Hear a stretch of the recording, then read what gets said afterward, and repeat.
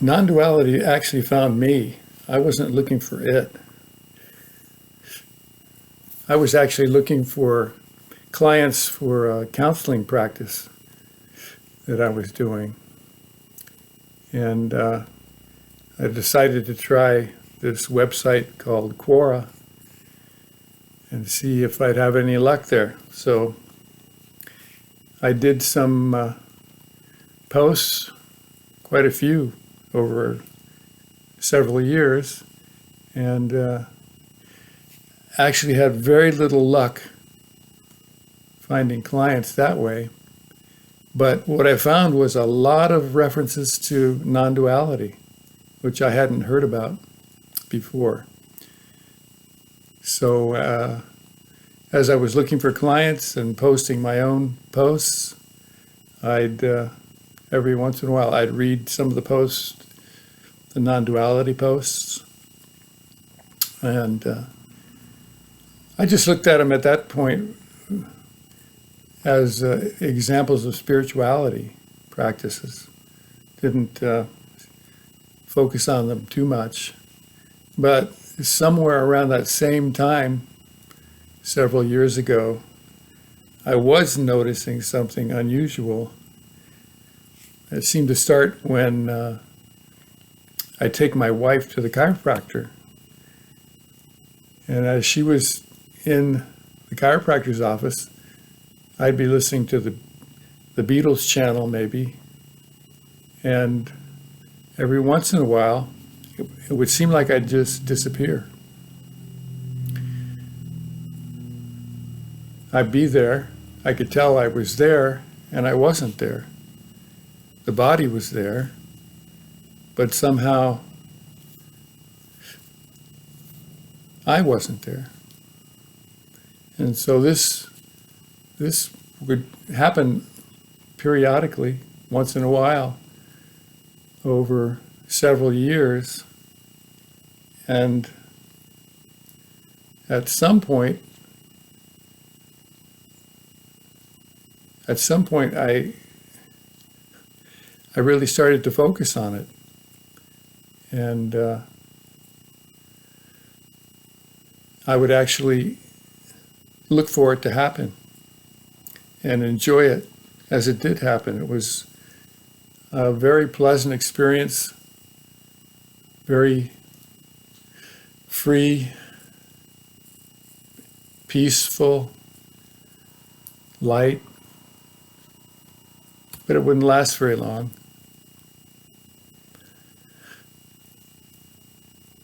When I did have these disappearing moments, it was usually in the parking lot, and I just look at the cars and the people in the parking lot and the trees, and when I disappeared, everything would kind of look different, feel different. And so at some point, maybe when the new year started, I actually started looking for an explanation for these disappearances, and found my way to non-duality on YouTube and explored different people talking about non-duality there, and I found that there were differences in the way people talked about non-duality. That there were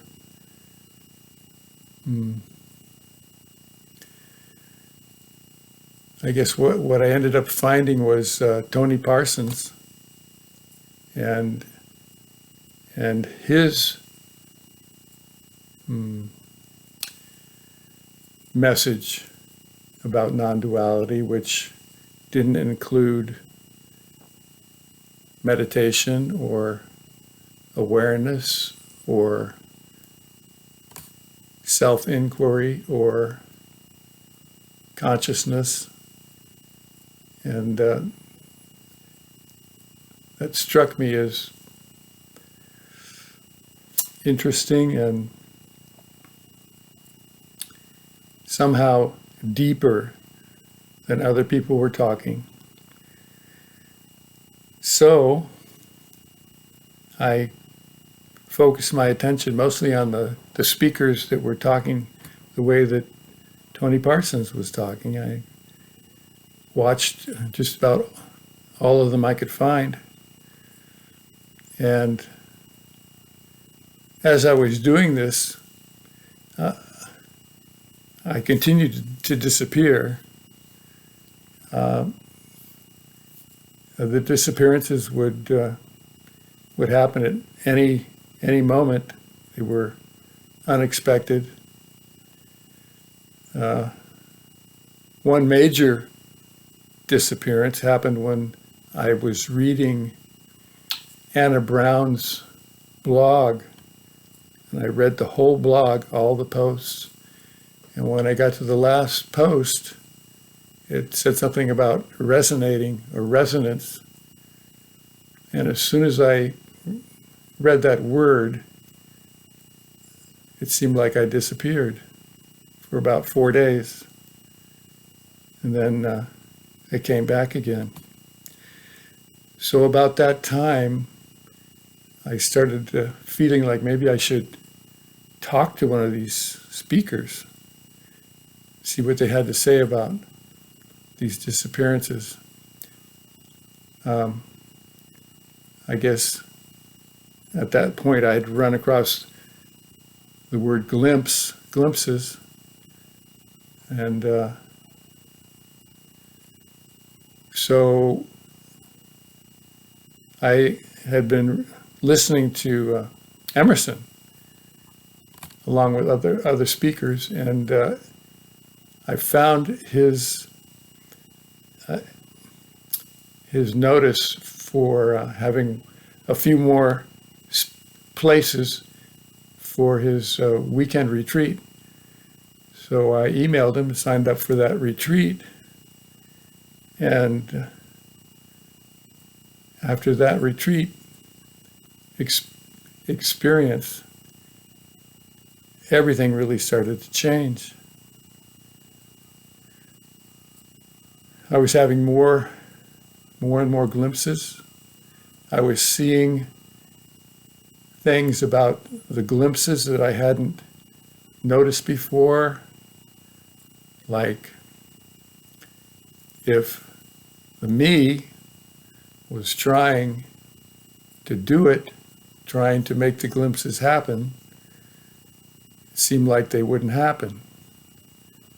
And so somehow the me decided not to try and make things happen. And in that way, glimpses continued to happen. And it seemed like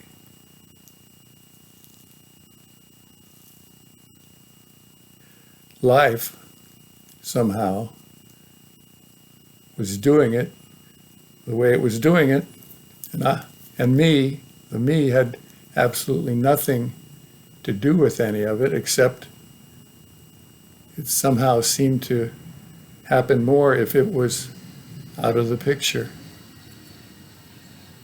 And so it kind of stayed out of the picture more. I don't remember the first retreat that much, but I do remember asking for feedback about the disappearing. And Emerson responded. I don't remember what was said. Maybe it was at that point about emptiness. But in a sense, the whole weekend retreat happened, and somehow it felt like changes were happening, and at the same time, much of what was said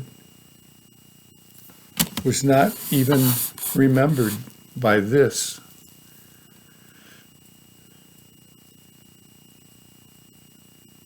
So after that weekend retreat, things continued happening in this life. For the next month, more and more glimpses happened. And then Emerson offered a second, longer retreat about a month after that first one, the first one was in about the end of March. And so the next one was the end of April. So I did that one. This did that one. And that one was even more intense than the first one. And there's no memory, or little memory, of the second retreat, really, except that things were really happening, that this could see life living in a different way. Everything in a sense seemed the same. Houses didn't move. Houses were still in the same place. Trees were still in the same place. The sky still looked like the sky. And at the same time, it was hugely different. It just felt different in a major way.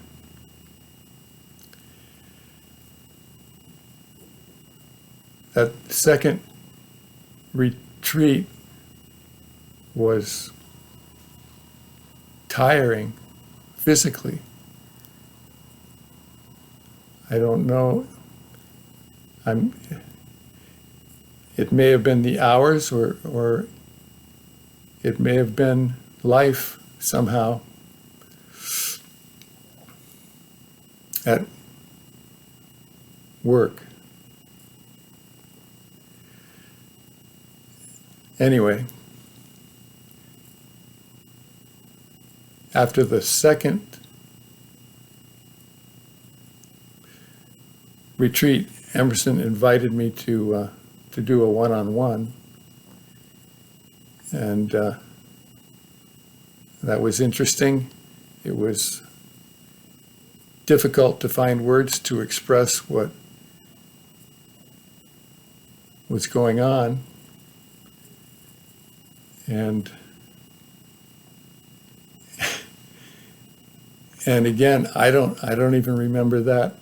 This does not remember that one-on-one so much, except that things just kept happening, that life kept changing, that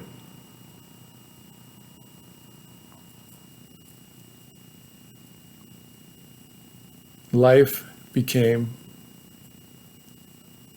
even more different, and at the same time, just the same as before. And that's still happening now.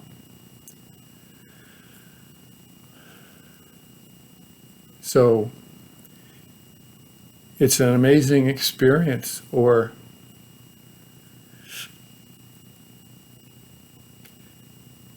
it's lifing.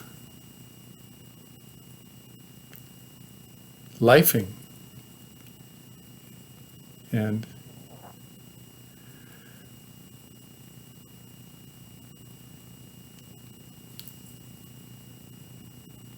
somehow it did it all, or its life is doing it, even though I never went looking for it.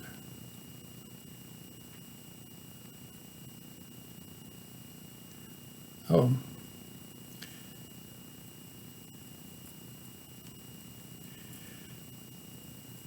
And at the same time, it's wonderful. It's wonderful. Life is wonderful the way that it is now.